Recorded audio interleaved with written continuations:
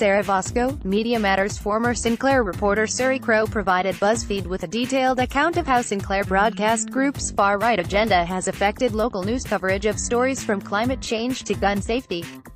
Sinclair is the largest TV station owner and operator in the country, with about 190 stations, including affiliates of ABC, CBS, Fox, and NBC, that reach approximately 38% of American homes. The conservative media company is awaiting final approval of its $3.9 billion bid to buy Tribune Media, which owns 42 TV stations, including in the major markets of Chicago, Los Angeles, and New York. Media Matters has documented Sinclair's rapid growth in its alliance with the Trump campaign and administration. If Sinclair completes its planned purchase of Tribune, the company's right-wing bias and disregard for journalistic ethics could inform what 72% of American households see on their local news.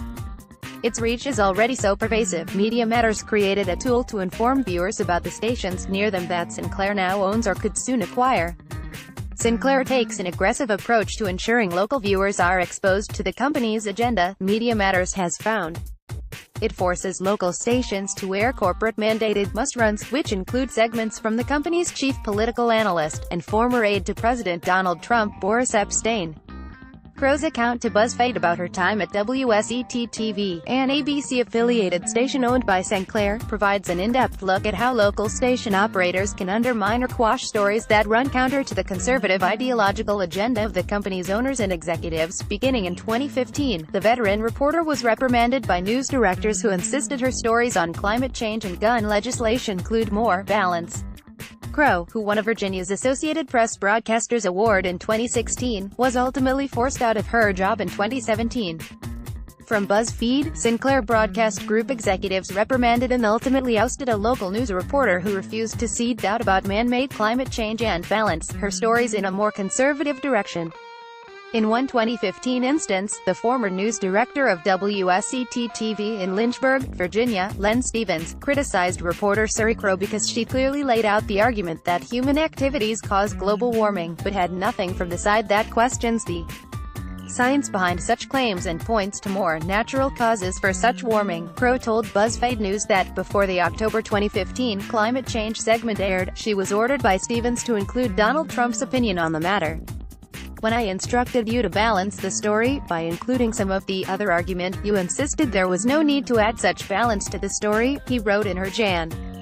22, 2016, performance review.